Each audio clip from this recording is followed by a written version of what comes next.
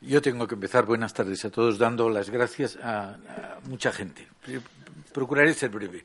En primer lugar, a la Fundación del Pino, que en este maravilloso auditorio ya es la segunda vez que nos acoge. Como has dicho, María, muchas gracias por tus palabras y muchas gracias por convocar a tanta gente aquí. Tengo que dar las gracias a los patronos. Llevan 7 años financiando la Fundación sin exigir nada a cambio, al contrario, ofreciendo la ayuda en cada ocasión en que la pedimos o nos la ofrecen. A nuestro consejo asesor, que tenemos aquí ilustres representantes, a nuestro Action Tank y a tantos y tantos particulares que nada más acercarnos a ellos nos dicen que sí, que están dispuestos a hacer lo que sea por España. Y yo creo que hay muchísima gente dispuesta a hacer cosas por España. Y quiero aprovechar la ocasión para darle las gracias a todos ellos, a los ponentes y al moderador. Cuando se dice que el ánimo de lucro es un motor, yo no voy a ser el que niegue que el ánimo de lucro es un motor de la actividad humana, pero el que crea que es el único motor no conoce en absoluto la naturaleza humana. Aquí estamos todos, incluyéndoles a ustedes, y no nos mueve el espíritu de lucro. Estamos todos dispuestos a luchar por el colectivo, por la patria, por lo que somos un poco todos, porque es mucho más lo que nos une que lo que nos separa. Y llevamos demasiados años oyendo solo aquello que nos separa por ideología, que nos separa por territorio, que nos separa por generación. Pero oiga usted, eso está muy bien, pero compensémoslo con eso que nos une, que es mucho más importante. Y también gracias a ustedes por estar aquí y por prestarnos su atención. Decía Ortega que la función del intelectual era decir qué nos pasa y por qué nos pasa lo que nos pasa. Mi propósito es más modesto. Intentaría decir qué podemos hacer por eso que nos une a todos, que es España. Yo creo que España pasó un siglo XIX y un siglo XX malo. Perdimos la revolución industrial y hasta hace nada hemos pagado un precio exorbitante por haber perdido esa revolución. Estamos en medio de otra revolución, que es la revolución tecnológica. No podemos perder ese tren. No podemos permitirnos el lujo de que nuestros hijos y nuestros nietos pierdan el tren de la revolución tecnológica. Y esto tiene concreciones muy evidentes ahora. Y creo que debería ser motivo de reflexión. Llevamos, en todo caso, después de esos siglos XIX y parte del XX malos, claramente malos, a veces digo, yo nací en el siglo XVII y me voy a morir en el siglo XXI, porque los que nacimos en los 40, en los 50, hay que ver la España que había. Alguien decía que era una España en blanco y negro. Es verdad. Y ahora estamos en un país que, entre otras cosas, es de los 12, 15 países más relevantes del mundo, y el mundo tiene 200. Yo creo que hemos pasado unos años, quizá por poner un principio, el del año de la Constitución, el 78, y un final, el año del 2008, el de la crisis, donde hemos pasado, sin duda, a mi modo de ver, los mejores años de nuestra historia, en términos de paz, de libertad, de prosperidad. Hemos tenido unos años felices. Es verdad que en el 2008 vino una crisis económica solo comparable al crack del 29, y en esa crisis económica hemos visto ensancharse la brecha de la desigualdad. Espero que luego hablemos de eso, pero en términos de empleo y en términos de fracaso en los estudios hemos pagado un precio altísimo por esa crisis. Y un poco en paralelo con esa evolución, en la Fundación Transforma España, que me honro en presidir, sacamos un documento, ha hecho mención a él María, que luego dio lugar a un libro, que se llamó Transforma España. Era un documento sacado de las opiniones de 100 personalidades de la vida española, en que, a pesar de la dureza del momento, año 2010, lo más hondo de la crisis, sobresalía el sentimiento positivo. Podemos hacer todavía mejor de lo que se ha hecho últimamente. 2 años después, después del libro que ha dicho María, hicimos Transforma Talento. Ambos documentos se los llevamos al rey Juan Carlos, Y aquello creo que fue una gota de optimismo realista en un mundo inundado en aquel entonces por el pesimismo. Sacamos 8 propuestas en Transforma España. La más urgente era mejorar el modelo económico. Teníamos un modelo económico, y de alguna manera lo seguimos teniendo, basado más que en la excelencia de productos, en lo barato de los costes de producción. Tenemos que modificar eso, tenemos que conseguir que nuestros productos se vendan por su excelencia tecnológica, por su sofisticación y que podamos tener salarios acompasados con los del resto de los países europeos. Esa era la más urgente, pero la más importante era mejorar la educación, mejorar el sistema educativo. Hemos estado con 4 o 5 ministros de Educación diciéndoles no podemos permitirnos el lujo de que nuestros hijos estén en inferioridad de condiciones con los que van a competir el día de mañana, los franceses, los alemanes, los ingleses, los japoneses, los coreanos, los americanos. No podemos cambiarles el sistema de estudios cada 4 años, cada 6 años. Vamos a ponernos de acuerdo. A lo mejor habrá en cosas en que no nos pongamos de acuerdo, pero en aquello que podamos concordar vamos a hacerlo. La tercera, que es quizá la que hoy me gustaría subrayar, la tercera propuesta es hacer del ciudadano el eje, el protagonista social de la transformación. Estamos viviendo en una situación actual donde vivimos mejor, pero no nos sentimos mejor. El sistema, como cualquier sistema, en 40 años se ha degradado. Nuestro sistema político, por fortuna, alcanzamos la democracia. Muy tarde, pero la alcanzamos. Y ese sistema político se ha ido degradando. La política, los políticos han ocupado los espacios propios y los que no les son propios, han ocupado espacios que corresponden a la ciudadanía.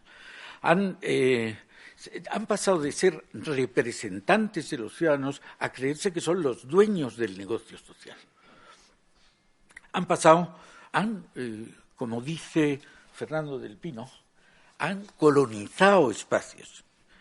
Dice, lo ha publicado recientemente, ante la ausencia de un claro freno constitucional, la clase política inició muy pronto un proceso de colonización de todos los resortes del poder, hasta el extremo de provocar que nuestra democracia haya ido degenerando en un despotismo de partidos atemperado por un turnismo cada vez más aparente que real. Yo creo que esto es de una importancia extrema, pero no es el único. Hay veces que duele especialmente ver cómo se oculta la realidad a la ciudadanía. Pongo solo un ejemplo, las pensiones. Nuestro sistema de pensiones no aguantará mucho tiempo. Vamos a decir cómo podemos solventar este problema que es gravísimo. Y para colmo se manifiestan los que perciben pensiones, altas o bajas, pero son cuando los que se tendrían que manifestar son los que están pagando con su salario actual las pensiones de los hoy jubilados y no saben si ellos van a percibir pensión o no. Yo creo que es un ejemplo de cómo se oculta la realidad de la ciudadanía. Durante los años que estuve en el sector público, la palabra que más he repetido es hagamos pedagogía. La gente no es tonta, la gente sabe lo que quiere. Lo que sucede es que normalmente no está informada. Informemos a la gente en vez de decidir por ella o de decidir a sus espaldas. Quizá el más sonoro de las degradaciones de nuestro sistema político ha sido la corrupción. Ha sido amplificada por los medios de comunicación social y ojalá ese ruido actual sirva de catarsis para que no volvamos a padecer una de las lacras más vergonzantes de un sistema político. Yo recuerdo cuando comencé en los años 80, pues se sabía que en algunos países de la cola había corrupción, pero se estaba orgulloso de que creíamos que eso no pasaba con nosotros. Luego hemos visto que desdichadamente pasaba y pasaba demasiado. Me gusta decirles a ustedes, he estado muchos años en el sector público y les puedo garantizar que hay gente extraordinariamente honrada.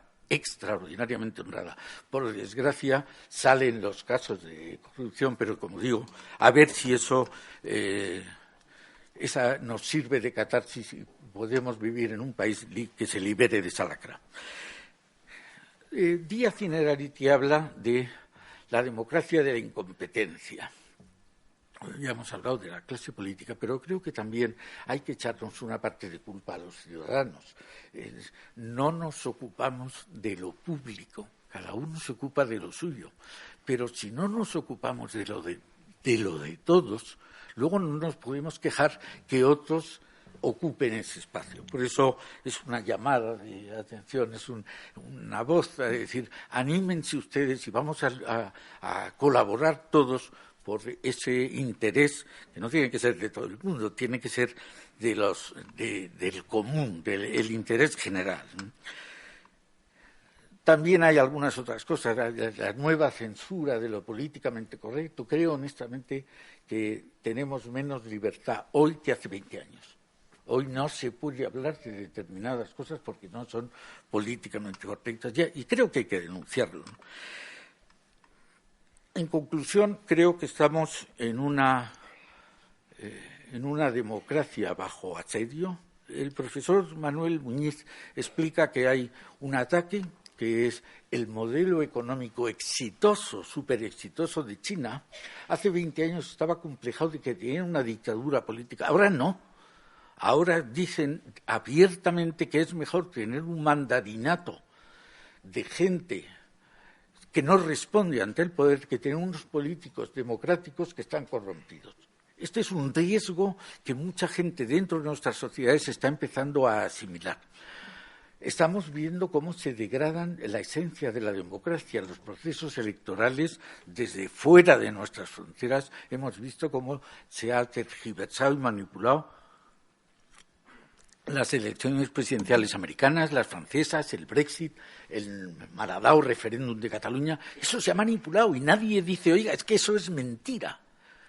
Parece que, aunque lo sepamos todos, que está manipulado, que está distorsionado, no lo decimos. Pero eso está calando en nuestras propias poblaciones en forma de populismos.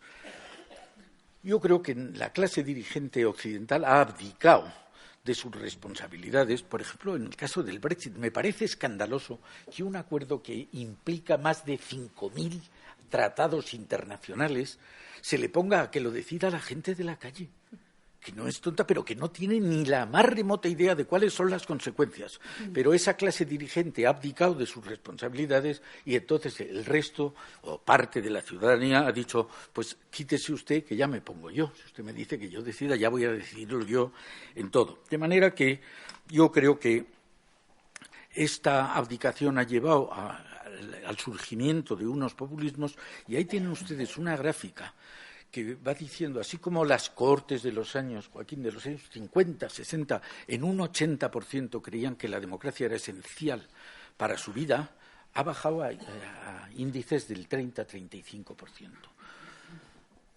Es verdad que se ha puesto una escala de 1 a 10 y solo los que votan dicen que la democracia como es esencial, como un 10, están clasificados en estos gráficos, pero no dejan de ser significativos. En definitiva, que se me entienda bien, creo que los partidos políticos son necesarios, son imprescindibles en una democracia. Lo que hace falta es que se contengan y dejen sitio a la sociedad civil, que también tiene que respirar, y además esa sociedad civil es más proclive a los pactos y a los acuerdos que lo que es la clase política. Y también es natural, la clase política necesita distinguirse del otro para identificarse a sí mismo. En la sociedad eso no lo necesitamos. Pero creo que hay una cosa que es esencial, que la tuvimos en la transición y que no la tenemos, que es un proyecto. Si tenemos un proyecto, hay muchísimas razones, pero déjenme que les diga solo una. Si no tenemos un proyecto para todos, poquitos harán su propio proyecto. Independentistas catalanes, independentistas vascos. No puede ser. No podemos tolerar que nos dividan cuando lo que queremos es vivir en paz y en armonía. Y yo creo que este es el principal déficit que tenemos. Hay que tener un proyecto sugestivo para todos. No es que todo el mundo vaya a abrazar el proyecto, pero será suficiente con que se vaya abrazando en distintos aspectos, en distintas facetas, en distintos territorios, que todos vayamos como una pirámide para conseguir lo que es bueno, lo que es de interés general, lo que es bueno para el común. Y así evitaremos, como digo, los particularismos y los proyectos diferenciadores. Me gustaría, dura un minuto, que vieran un vídeo que nos han hecho unos expertos, que se viera cuál es el mensaje que se pretende transmitir.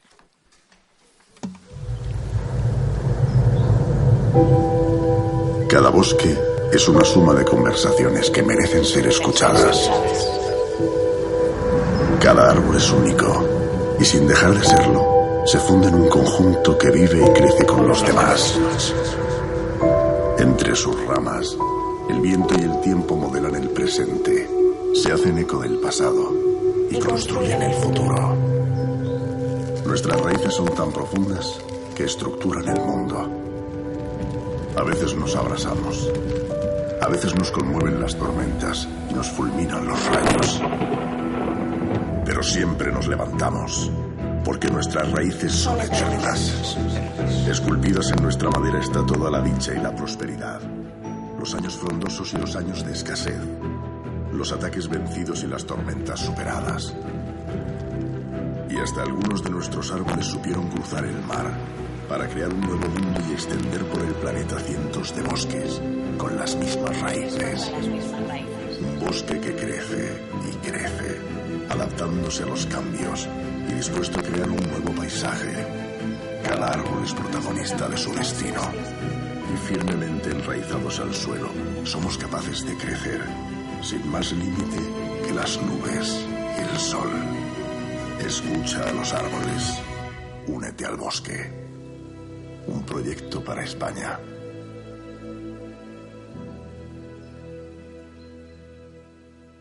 Poco más de un minuto. Les decía, el mensaje de hoy es: hay un proyecto, tenemos que hacer un proyecto para España. ¿Qué proyecto? Yo creo que la ambición del proyecto, la dimensión del proyecto, nos la va a dar nuestro pasado. De una vez tenemos que enterarnos que tenemos el mejor pasado de los países de nuestro entorno. Ningún país puede presumir del pasado que tenemos nosotros. Recientemente se ha escrito que en la Edad Moderna el Imperio Romano fue el Imperio Español. Hemos nacido acomplejados porque los franceses, porque los ingleses, porque los alemanes, cuando realmente, si alguien pudiera estar orgulloso de su pasado, seríamos nosotros. Machado decía una cosa en su autobiografía preciosa, decía, hablando de los antepasados, que todo lo ganaron y todo lo perdieron. Yo creo que ese es el espíritu que debíamos, no otra cosa, transmitir a los que vienen. Enseñarles de dónde vienen, y de dónde vienen va a marcar a dónde pueden llegar. Que no vuelva a haber una generación de españoles acomplejada porque nosotros no teníamos lo que creíamos que tenían los demás. El Guardian, que no se ha distinguido, el periódico británico no se distinguió por elogiar a los españoles, decía que España era el mejor, después de una encuesta grande, el mejor país para nacer y para vivir. Bloomberg dice que España tiene el mejor sistema sanitario del mundo.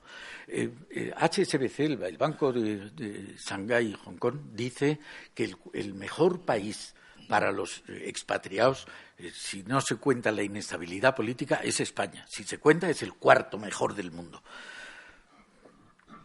Yo creo, acaba de hacer el Instituto Elcano el índice de reputación. Somos el 12º país más reputado del mundo, por delante de Italia, por delante de Alemania, por delante de Francia, por delante del Reino Unido, muy por delante de Estados Unidos. No tenemos derecho a tener un complejo de inferioridad respecto de nadie.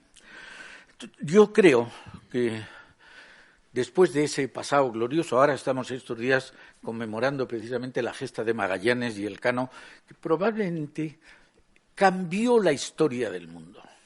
Como decía Betancourt, el presidente de Colombia, la primera vuelta al mundo se dio en español. sin la historia de España no se entiende la historia del mundo. Entonces, yo creo que merece la pena hacer un proyecto de ese nivel, con esa ambición. Nos pasa que hoy es más difícil que hace 40 años hacer un proyecto. Estamos viviendo un tiempo nuevo. Cuentan que a Da Vinci le dijeron, maestro, estamos viviendo una época de cambios. Y dijo, no, señora, estamos viviendo un cambio de época. Algo parecido nos pasa ahora. Estamos viviendo un cambio de época. Un cambio donde por un lado, la revolución tecnológica a la que me he referido, por otro lado, la globalización que tiene ese precedente español, hacen que no sepamos ni qué estudiar, ni cuáles van a ser los empleos del mañana, ni la falta de empleos. Yo creo que esa crisis económica que ha traído la desigualdad está originando algo que no debemos tolerar, y es que se pierdan las clases medias, que son el verdadero estabilizador de las sociedades. Yo creo que para nosotros puede haber, el proyecto puede tener muchas variantes, sostener y, si cabe, mejorar el estado del bienestar, intentar solventar. ¿Qué maldición tiene España para tener que tener un 14% de paro? No es verdad, podemos acabar con eso. Podemos acabar con las desigualdades, intentar limitar las desigualdades. Yo creo que podemos tener una mejor integración territorial. Quiero decir, hay muchos sectores en los que focalizar para rellenar ese proyecto. En Europa, cuando me asustan con el independentismo, suelo repetir una clasificación que hizo el emperador Diocleciano, que no era compañero mío de clase porque era de la clase anterior, que dividió el Imperio Romano el año 295 en 6 diócesis. 6. Germania, Britania, Galia, Hispania, Italia y África. África se perdió en el siglo VII. Las 5 diócesis que quedan son los 5 países más grandes de la Unión Europea. Oiga, no van a terminar con la unidad de España 4 botarrates. No van a terminar. Vémoslo, es un problema muy serio, es un problema muy grave, pero tengamos seguridad en nosotros mismos de que eso no va a suceder. Y en el mundo, si hay un país en el mundo, no solo por la lengua, por nuestra geografía entre Europa y África, entre el Mediterráneo y el Atlántico, entre Europa y América, por nuestra historia, si hay un país que pueda servir de interlocutor, que pueda servir para que se entiendan los más distintos del mundo, ese país es el nuestro. Y si estamos en una época de globalización, tenemos un proyecto para España que tenemos que rellenar. No quiero alargarme más, pero quiero decirles que a los que ya somos viejos no nos corresponde el protagonismo para hacer el proyecto, les corresponde a los jóvenes. Si acaso nos puede competir, nos puede corresponder el transmitir el tesoro que hemos recibido de generaciones anteriores para los siguientes. Yo creo que debe hacerlo la sociedad civil y debe hacerlo los jóvenes. Me gusta citar una frase también recientemente publicada de Javier Gomá, que dice: he llegado a la conclusión de que el mayor contrapoder de todos los imaginables, la resistencia más eficaz contra las inmunidades del poder, es una ciudadanía ilustrada, poseedora de una visión culta y un corazón educado. La ciudadanía, en fin, ese sufragio cotidiano que, votando, opinando, comparando e informándose, confirma una sociedad siempre inestable y vulnerable a la discordia y a la corrupción, amenazas que mantiene a raya como espantajo a las alimañas, una mayoría selecta compuesta por ciudadanos que han sabido transformar su vulgaridad natural en ejemplaridad. Yo creo que a la sociedad civil, que son ustedes, le corresponde el protagonismo de ese cambio, y especialmente, repito, que a los jóvenes. Una palabra para decir dos cosas. De las empresas. No podemos maltratar a las empresas. Son los que crean la riqueza que luego otros se encargan de repartir. A este respecto me gusta mucho una cita de Churchill, donde dice que las empresas, unos creen que es la bestia al que hay que abatir, otros creen que es la vaca que hay que ordeñar, y muy pocos opinan que es el caballo que tira de un pesado carro. Por favor, tratemos a las empresas como se merecen. No hagamos picadillo alimentado por la envidia con las empresas. Yo creo que es urgente la tarea de hacer el proyecto, muy urgente. Tenemos la amenaza de los populismos, tenemos la amenaza de otra crisis económica. Yo creo que después de 4 elecciones en 4 años es hora de que pausadamente levantemos la voz y les digamos que ya está bien. Termino. Les pido ayuda, les pido colaboración. Les vamos a dar unas hojitas. El que tenga a bien el pensar que puede colaborar de cualquier manera, bien con el relato del pasado o bien con el proyecto del futuro, pueden dejar su teléfono, sus señas de email. Pero vamos a ver si entre todos, por territorios, por generaciones, por ideologías, entre todos podemos hacer un proyecto nacional. Se trata de organizar el proyecto y de organizar el futuro. No me gustaría que a nuestros hijos no se les eduque quién era un Blas de Lezo, quién era un Bernaldo de Gálvez o tantos y tantos otros que no nos los han enseñado, lo hemos aprendido después. Por Dios, enseñemos a nuestros hijos las claves para que puedan estar orgullosos de ellos mismos. Nada más y muchas gracias.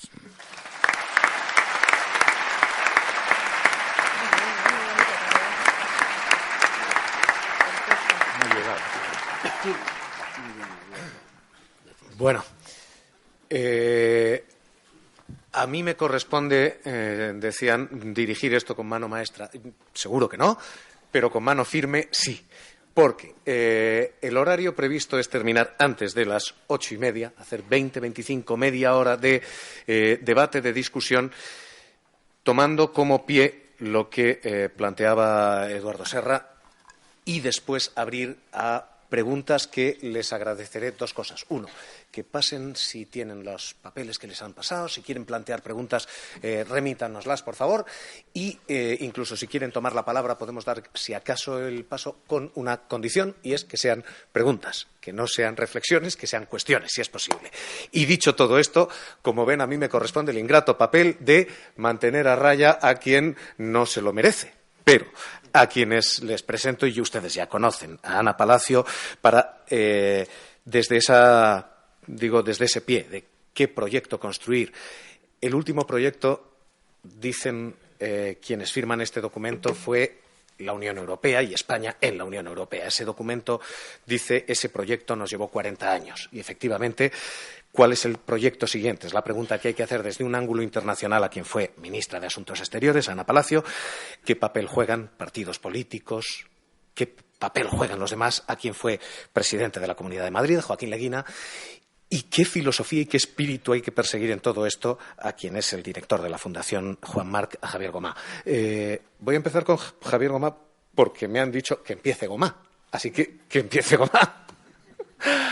Pues empiezo con mucho gusto, dando las gracias por la atención, por la invitación y yendo ya directamente al tema. Esta mañana pregunté si yo tenía que hacer una ponencia, me dijeron que no y que reaccionara más bien al informe y a las palabras de Eduardo, y eso hago. Algunas de las palabras de Eduardo me han suscitado alguna reacción, alguna meditación, y la voy a compartir con vosotros. La primera tiene que ver con el anhelo que ha expresado Eduardo, porque recuperábamos algo así como la capacidad de asombro por los logros que ha sido capaz España a lo largo de los siglos. Ha insistido en que un país es también, o principalmente, su pasado. Yo estoy de acuerdo con eso. Cuando preguntamos por la esencia de un triángulo o la esencia de la velocidad, pues quizá enunciamos una fórmula o una definición. Pero cuando preguntamos por una persona, pues ya le decimos ¿qué tal es Alfonso? Pues no nos contestan con una definición, sino nos contestan con una narración. Nos dicen dónde nacieron, dónde se educaron, quiénes fueron sus padres, es decir, una historia. Así que si tenemos que preguntar por la esencia de lo español, pues tenemos que recurrir como entidad narrativa que es, entidad viva que es, pues a su historia. Y si tenemos que recuperar esa capacidad de asombro, la filosofía, decían, era la capacidad de admiración o de asombro, pues aquí quizá también tenemos que recuperar la capacidad de asombro sobre los logros españoles, pues destacaría uno que hoy es muy cuestionado, que es el de la transición. En mi opinión, entre 1975 y 1978, en España tuvo lugar una revolución. ¿Qué es una revolución? Se puede definir como un desplazamiento súbito de la soberanía. Y recordemos que en 1975 la soberanía residía en el jefe del Estado. En solo 3 años, que son el anverso de 3 años fratricidas de la Guerra Civil, en 3 años fraternales, pasó la soberanía de estar residenciada en el jefe del Estado a estar residenciada en el pueblo. Por tanto, se trata de un desplazamiento súbito y repentino de la soberanía, una auténtica revolución. Lo que sucede es que mejora las revoluciones anteriores, la revolución inglesa, la revolución americana, la revolución francesa o la revolución rusa, porque en estas otras revoluciones se hicieron, los promotores no pudieron sino hacerlo a través de la violencia. Mientras que la Revolución Española se produjo formalmente de la ley a la ley, dando un ejemplo que ha sido luego espejo para otros países de Centro Europa y de Latinoamérica, tardío pero excelente, de una revolución pacífica. Así que España, que siempre ha tenido una relación de cierta incomodidad con la modernidad, cuando llegó a ella, y mi opinión es que la transición es la definitiva mayoría de edad de España como país moderno, lo hizo a través de una revolución pacífica, modélica, de la que, a mi juicio, podríamos sentirnos orgullosos si recuperásemos esa capacidad de asombro. La segunda cosa que ha mencionado Eduardo, sobre la que me gustaría insistir y que está también nada más abrir el informe, es la frase «vivimos mejor, pero no nos sentimos mejor». Entonces, este sintagma lo voy a separar. Por un lado, vivimos mejor. ¿Qué duda cabe? En el mundo, en España, y es algo que quizá alguno me ha oído porque lo he repetido muchas veces, aquello de ¿en qué otra época te gustaría vivir?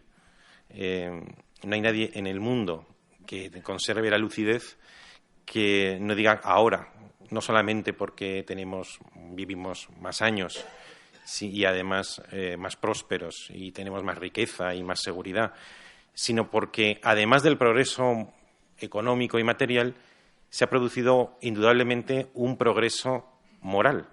Si por moral entiendes, como entiendo yo, la sustitución de la ley de la naturaleza, que es la ley del más fuerte, por la ley de la moral, que es la ley del más débil. Y si contemplamos los sectores más débiles de la población, los más vulnerables, y les preguntamos en qué otra época te gustaría vivir tú si fueras pobre o si estuvieras enfermo o tuvieras algún tipo de hándicap físico o psicológico, o fueras niño o mujer o anciano, o estuvieras en paro, o fueras extranjero, o disidente, o preso, y tantas otras cosas que podría decir, sectores todos ellos que han sido de alguna manera discriminados o vulnerables, todos ellos responderían que hoy. Así que algo hemos hecho bien, no solamente en lo material, sino también en lo moral, que nos hace no solamente vivir una mejor vida en sentido económico, sino también una vida más digna de ser vivida. Y he aquí la paradoja. Vivimos en el mejor momento de la historia universal y nunca ha cundido tanto como ahora la tristeza, el descontento, el tedio, la indignación, o hoy he leído al negociador de la Unión Europea, la cólera. Es normal que viviendo en el mejor momento de la historia universal cunda como nunca la tristeza o el descontento. Es una paradoja, pero posiblemente tiene todo el sentido. En la medida en que nuestro sentimiento de la dignidad es cada vez mayor, más son el número de las cosas que consideramos atropellos a esa dignidad. Hace 100 años las familias daban por descontado, estoy inventándome los números, pero quizá no sean tan disparatados, que 2, 3, quizá 4 niños de cada 10 morían por el índice de la mortalidad infantil. Y pertenecía casi a las reglas del juego. 100 años después, nuestra Constitución contempla el derecho a una vivienda digna. En consecuencia, ya no vale convivir y tener una vivienda, sino que esa vivienda tiene que ser digna. Los que no posean una vivienda digna se indignan. En consecuencia, aunque hemos progresado en lo material y en lo moral, ese progreso, paradójicamente, produce indignación. Otro ejemplo que me gusta poner es el de los inmigrantes. Durante la crisis nos hemos escandalizado con frecuencia del trato que los gobiernos occidentales han dado a aquellos que huyen del hambre, de la pobreza o de la persecución. Y nos indignamos con razón, porque con frecuencia esos gobiernos no han dispensado a esos que vienen en busca de socorro y seguridad el tratamiento y el de respeto a la dignidad que ellos merecen.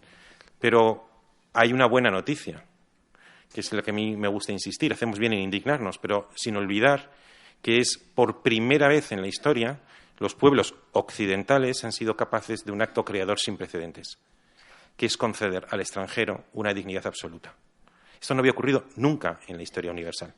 En consecuencia, nos indignamos por el trato que dispensamos a los extranjeros, pero solo porque antes hemos sido capaces de un proceso de dignificación sin precedentes, como es conceder al extranjero, abstrayendo de cualquier condición, de su origen, de su lugar de nacimiento, de su lengua, de su religión o de su cultura, una dignidad absoluta. Y por último, aunque solamente sea para reaccionar a la cita que amablemente ha recogido Eduardo de uno de mis textos sobre la ciudadanía ilustrada, lo enlazo con otro aspecto que aparece en el informe y que ha aludido de una manera pasajera, que es el problema del cortoplacismo. Las empresas, aunque pueden hacer planes a 5 o 10 años, les preocupa sobre todo el balance anual. A los políticos, como mucho, el plazo parlamentario de los 4 años. Y entonces yo pregunto, ¿quién se hace cargo en el mundo del largo plazo? De aquellos asuntos cuya magnitud desborda 1 año o desborda 4 años. Y que no sea la ONU, que es verdad que puede hacer planes a 50 años, pero no necesariamente nos solucionan los problemas aquí en España. Y es entonces cuando, como ha anticipado, y ya aprovecho simplemente para recogerlo de una manera muy breve, Eduardo en la cita, es aquí donde yo destaco la importancia de un país, en un país sólido, más allá de las leyes y de las instituciones que importantes son, más allá de ellas, de la ciudadanía ilustrada, de la importancia de una ciudadanía ilustrada. Según el informe, los españoles gozamos de una fantástica sanidad y una mala educación. Debo deducir de ello que somos ciudadanos muy saludables, pero mal educados. Y una sociedad que descansa en una mala educación, por mucho que tenga buenas leyes, no es sostenible. Porque si el problema fueran las leyes, el país más desarrollado y más fallido solamente necesitaría una cosa para ser próspero. Y esa cosa es una fotocopiadora. Bastaría con fotocopiar las leyes de los países más modernos y más avanzados y, en consecuencia, harían entrar en vigor y ya tendríamos un país próspero. Ya se ve que la cosa no va por ahí, que las leyes y las instituciones, si no flotan en un lecho de costumbres que, a su vez, dependen de una ciudadanía ilustrada, todo es inútil. Por eso decía que en la cita, y yo reitero, que creo que el mayor contrapoder que existe en el mundo, por encima de los riesgos de abuso del poder político, por encima de los riesgos del abuso del poder económico, por encima también de los riesgos de una manipulación informativa por parte de los medios. Es una ciudadanía consciente de su dignidad. En mi último libro defino la dignidad como aquello que resiste, que sirve para resistir, incluso al interés general y al bien común, y que hace del ciudadano ilustrado un buen votante, que sabe discriminar entre partidos y emite el voto a quien que lo merece, que discrimina también entre las empresas que tienen malos y buenos usos y consumen ese sufragio permanente que es el mercado, quien merece que le compre el producto, y que discrimina también entre aquellos medios de comunicación que realmente informan y ayudan a formar una opinión pública o, por el contrario, tratan de manipular la verdad. Así que si tenemos que pensar en una política a largo plazo, mi propuesta particular es una ciudadanía ilustrada, de visión culta y corazón educado. Muchas gracias.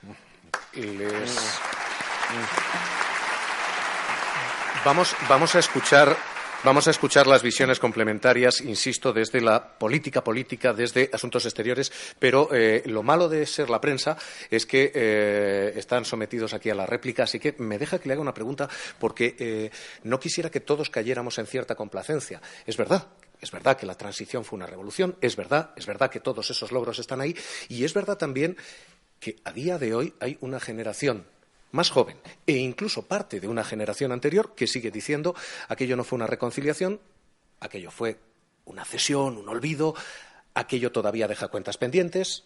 Vean el gobierno, vean lo que está pasando a día de hoy. Hay una autocrítica, hay un punto de error, hay algo que se hizo mal allí, que ha dejado cuentas pendientes todavía hoy, en términos de filosofía, en términos de política. Les pregunto a los dos y escucho después a Leguina y a Ana Palacio, por supuesto. Que yo de esto quiero hablar. Bueno, muy brevemente.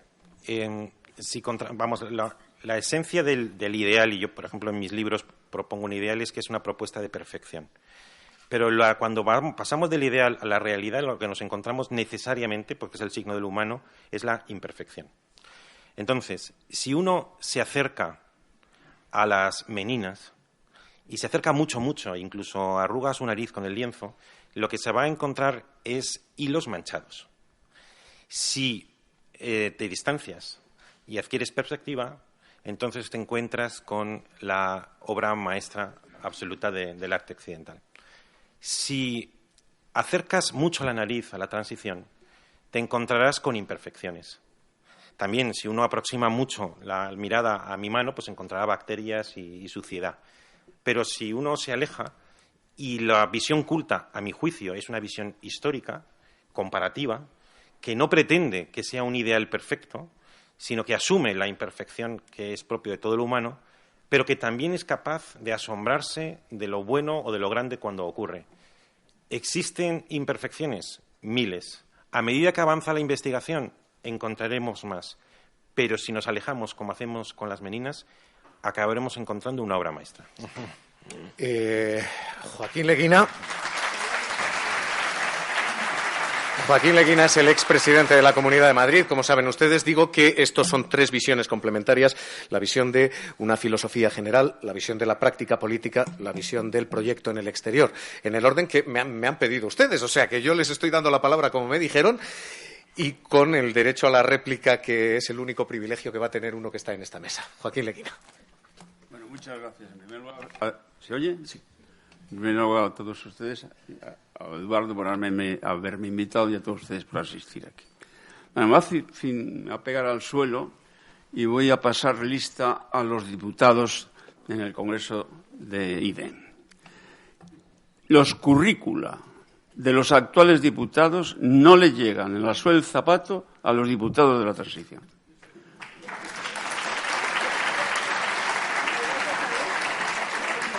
Entonces, ¿qué es lo que ha pasado? ¿Qué sistema de selección tienen los partidos para elegir esas listas? Pues un desastre. Y voy a empezar por ahí. Para arreglar eso, se inventaron una cosa que llaman primarias, que es un fraude total. En primer lugar, porque quienes participan en esas primarias no representan al electorado de ese partido, representan a una fracción, la más sectaria, que somos los militantes. Y así salen las cosas. Pero es que tiene un efecto perverso más las primarias.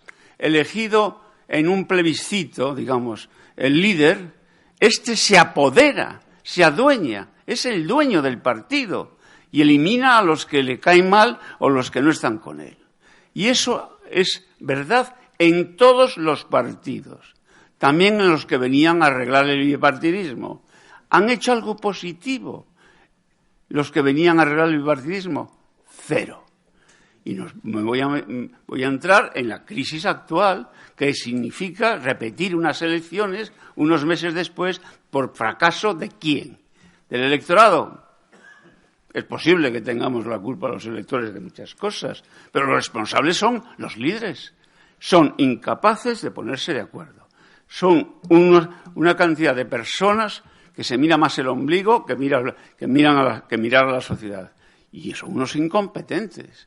Una incompetencia que viene avalada por los hechos. Mire usted, le hemos elegido para que formen un gobierno y un parlamento.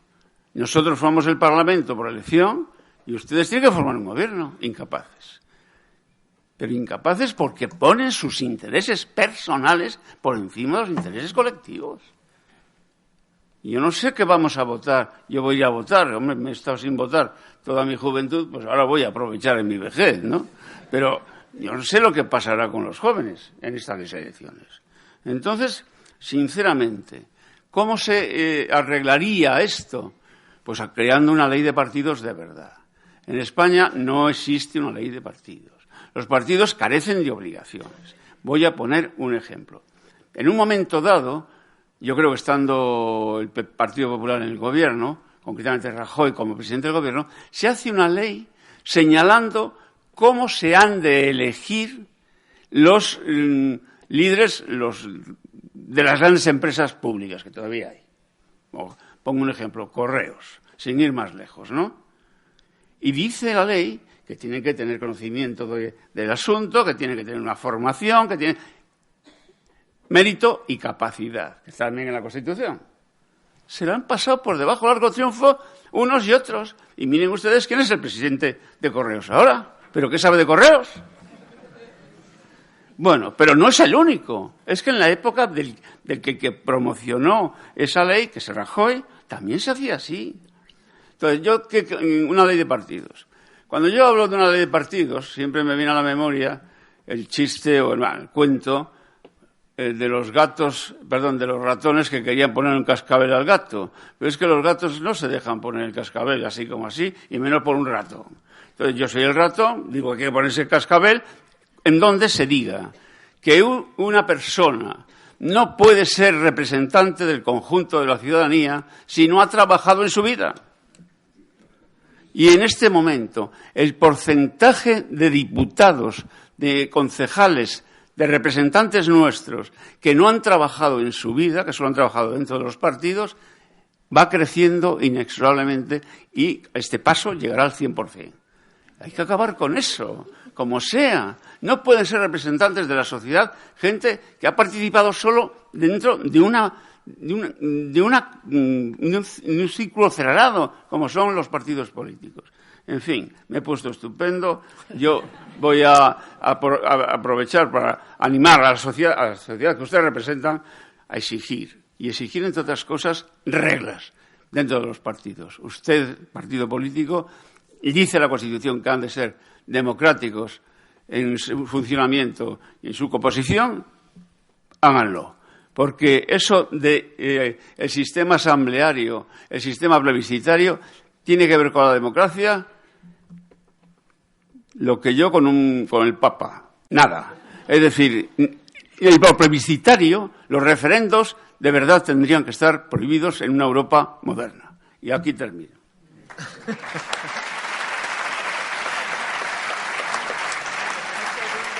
Para la prensa, Joaquín Leguina es siempre un regalo. Las primarias son un fraude, los líderes son unos incompetentes, la ley de partido un desastre. Como estamos en Proyecto para España, ¿y eso cómo se arregla? Señor Leguina, ¿qué modelo de participación dentro de los partidos políticos? Porque ahora lo que hay es una desafección en los partidos políticos tremenda. Efectivamente, lo han comentado antes, se les ve a los partidos como esos estamentos que o estás dentro o no vas a entrar por mérito. O eres parte de la familia o te vas a quedar fuera. ¿Cómo lo arreglan? ¿Cómo se arregla eso? Vamos a ver, yo voy a sacar el ejemplo de los Estados Unidos, que efectivamente en este momento no es el mejor. Pero las únicas primarias que funcionan, que pueden funcionar, son las norteamericanas. Las demás son una tomadura de pelo. Por lo tanto, no me vendan ustedes, señores de los partidos, que ustedes son elegidos democráticamente. Ustedes son elegidos plebiscitariamente, porque la democracia es democracia representativa. Y también dentro de los partidos. Yo prefiero que el líder local me represente que no que tenga yo que elegir directamente a un líder para que arrase con todo. Y estoy pensando en el Partido Socialista, pero no voy a seguir. Pero vamos, los nuevos, voy a fijarme solo en los nuevos. Pero Rivera, ¿por quién ha sido elegido? ¿Ha votado alguien a eso? ¿O ha sido a mano alzada? 2, el señor Iglesias. ¿Cuántos han votado de los que tenía inscritos? ¿Cuántos? ¿El 20%? ¿Y a quién han votado? Solo a él. Pero esto no puede ser, hombre. No puede ser. La forma de estructurar eso es de abajo arriba con delegaciones, como delegamos nosotros a la hora de elegir un diputado. Es decir, mi voto sirve para elegir unos diputados. Y lo que hagan esos, ya les esperaremos cuentas dentro de 4 años, pero que tomen responsabilidades por el conjunto. Esa es la democracia representativa. Lo otro es puro plebiscito, y los plebiscitos no sirven para nada. Sabe, señor Leguina, que en el Partido Socialista se ha dicho no a eso con aquella idea del euro por simpatizante, porque lo que se decía es esto coloniza los partidos de gente que no es de los partidos. ¿Por qué el Partido Popular no va a pagar un euro votante del PP o afiliado al PP para votar dentro de las primarias del PSOE? Pero ¿sabe usted cuántos no afiliados votaron? Si no llegaron a 100, hombre, por favor. No existe eso. Es otro cuento chino. No, señor. Votan los militantes. Y no siempre en proporciones altas. Y una vez que votan, el que sí sale elegido es el dueño y señor. Y no solo los partidos viejos, sino los nuevos partidos. Considero que Casado ha tomado algunas decisiones moderando eso del dueño y señor. Y me parece bien, pero Sánchez desde luego no ha tomado ninguna decisión. Y Pablo Iglesias, pero vamos, es el dueño. Es el dueño de su formación, dueño y señor. Claro, le sale de vez en cuando una escisión. ¿Pero qué más da? Insisto, esta es la idea. Gracias, señor Leguina. Les decía que teníamos 3 ángulos aquí, la visión desde arriba, la visión de la filosofía de la política, la de la práctica de la política. Decía falta un proyecto y les mencionaba yo, el proyecto que nos ocupó los últimos 40 años fue la construcción europea, la integración en la Unión Europea. La visión internacional, exministra de Exteriores, Ana Palacio. Muchas gracias. Bueno, aunque no es fácil hablar después de Serra, de Leguina y de Gomá, no es fácil, y aunque además hablar el último tiene el peligro de que ya empieza a haber la inquietud de ver esto, si va a estar en hora, a ver si va a haber tiempo para las preguntas, yo quiero empezar por hacer 2 consideraciones que son previas. La primera es que evidentemente yo voy a hablar de lo que se supone que conozco, que es la vertiente exterior. Pero yo tengo otra legitimidad mucho más importante, es que yo he vivido la transición, yo tengo memoria de la transición y yo soy española. En lo de España, a mí me parece que no somos conscientes del privilegio que es ser español, por todo lo que se ha dicho. No es orgullo, yo me siento privilegiada y siento que tengo una enorme responsabilidad. Y yo creo que eso enlaza con lo que ha dicho Gomá de lo que es el concepto de ciudadanía. Hoy tenemos una relación entre los ciudadanos y los poderes públicos que se asemeja peligrosamente cada vez más a la relación consumidor-proveedor de servicios. Y empieza por entender que ahí hay una responsabilidad. Y en el fondo lo que está diciendo Leguina es exactamente lo mismo. Sobre la transición. Vamos a ver, la transición fue un éxito mayúsculo. Y además, esa reconciliación en la transición lo que se vio es el papel de las élites. Ahí están los discursos. Ahí están los discursos de reconciliación. Que eso caló. Había, yo creo, y lo digo por memoria, yo creo que había una conciencia tácita, no es una cosa que se exteriorizase en las conversaciones, había una conciencia tácita. Pero lo que había, y eso es lo que yo creo que tenemos que analizar, es que realmente a los españoles de entonces lo que queríamos es ser como los demás. Europa era el camino para no ser diferentes. Y estoy evidentemente contraponiendo aquel lema que se hizo famoso en la época de Franco de Spain is different. Bueno, pues los españoles no queríamos ser different, queríamos ser corrientes, queríamos ser como los demás. Y eso ser corrientes como los demás, era desde luego estar en a donde hemos siempre pertenecido. Y evidentemente con una democracia. Yo por la edad que tengo y por de nuevo privilegio, de nuevo suerte, yo hice mis estudios en un colegio, el Liceo Francés de Madrid, en donde a mí me decían que Europa terminaba en los Pirineos. Eso es como yo he crecido. Y eso es lo que la transición le da un vuelco. Yo siempre digo que yo entré en política por esa rabia de los 12 años. Yo me he pegado en el patio del colegio explicando, porque tenía la suerte de tener un abuelo historiador, de hasta qué punto España ontológicamente era Europa, pero además es que había contribuido a hacer lo que era Europa desde los romanos, como decía Serra. Ese es para mí. Para mí esas legitimidades son casi mayores para decir y para corear, porque lo que voy a decir ahora realmente no hace más que reforzar. Los españoles necesitamos vernos en el espejo del extranjero. Eso es una característica española. Yo creo que eso habría que analizar de por qué es, pero nosotros necesitamos ese comentario, ese aplauso, esa crítica del extranjero, le damos un enorme valor, que no se lo dan otras naciones. Pero en eso yo creo que va a ser difícil va a ser difícil atajarlo, porque yo creo que eso está inscrito en ese individualismo, en esa peculiaridad de ser español, que lo tenemos en pintura, que claro, tú no compara, pues los pintores, qué sé yo, de Países Bajos, pues eran pintores para la burguesía. España es todo como grande, hecho para la grandiosidad de esa aventura del plus ultra. Y entro en el mundo. Vamos a ver, en España los 3 ejes que han definido España desde siempre realmente es nuestro anclaje en la boca del Mediterráneo. Eso define a España, ese es un anclaje físico, esa idea de los 2 mares que también ha repetido Serra.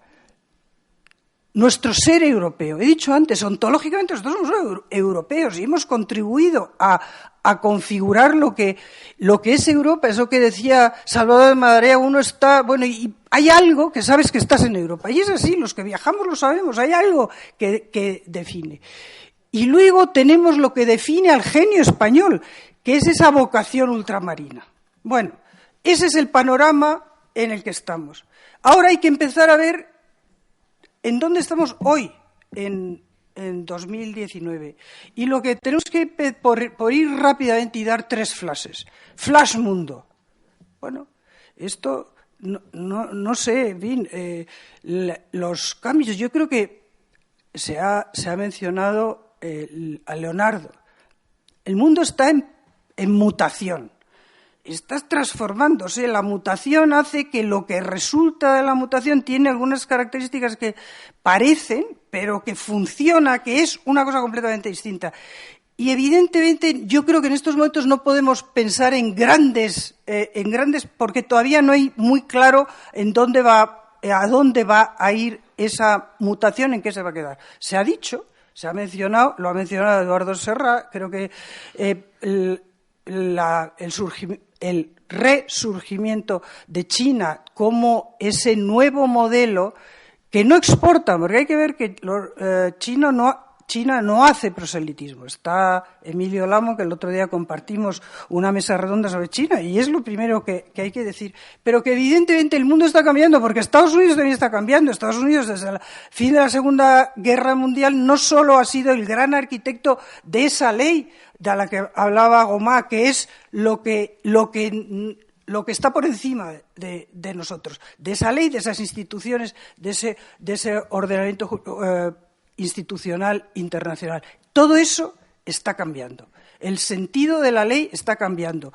La producción de la norma, la implementación de la norma y la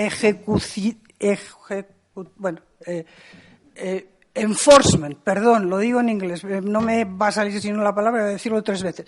El enforcement de la norma está cambiando. Entonces, evidentemente no podemos buscar el crear cualquier proyecto, tenemos que tener en cuenta ese mundo que está cambiando. Dentro de ese mundo que está cambiando, Occidente, y yo creo que esa es una de las claves que tenemos y que sale una y otra vez, esa tristeza, ese descontento, eso en gran medida es nostalgia.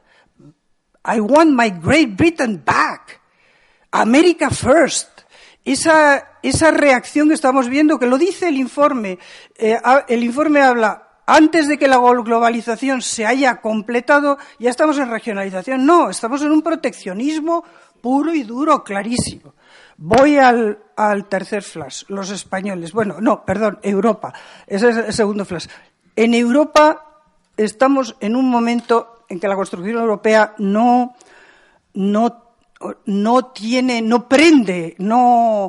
proyecta, y realmente el momento es un momento intergubernamental. Esa es la realidad, y no tenemos tiempo de analizar lo que está pasando en Bruselas, pero es la radiografía pura de que aquí lo que van a primar, lo que están primando ya, pero lo que va a primar son los intereses nacionales. Para España, ¿qué es? Pues lo que ha dicho Eduardo Serra, si no, aquí no hay muchas cosas por inventar. Jugar ese anclaje al Mediterráneo como África, fundamental. Ahí tenemos un papel y tenemos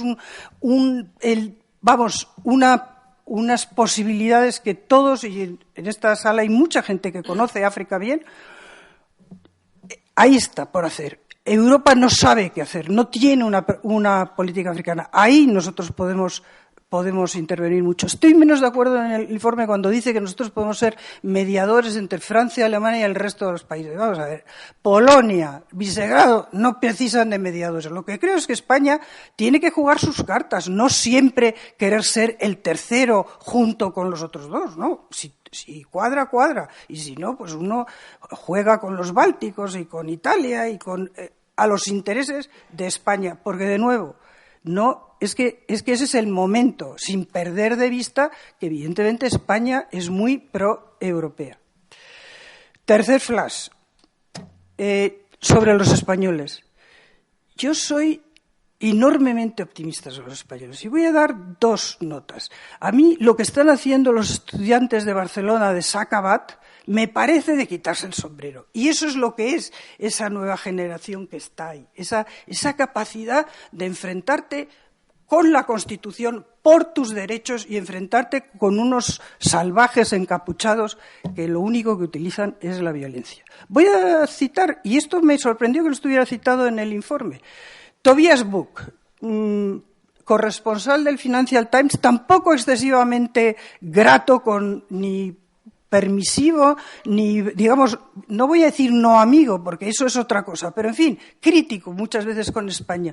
Su carta de despedida hay que leerla porque además narra cómo en España todavía se conservan esas redes primarias de relación, que son las que han hecho que hayamos atravesado la terrible crisis que hemos tenido y que la hemos atravesado mucho mejor que otros, porque ha funcionado la familia, y él lo cuenta, porque ha funcionado la familia extensa, porque ha funcionado el vecindario, las relaciones de vecindad han funcionado, con lo cual, de nuevo, no somos franceses, no somos ingleses, y yo creo que no lo vamos a ser nunca.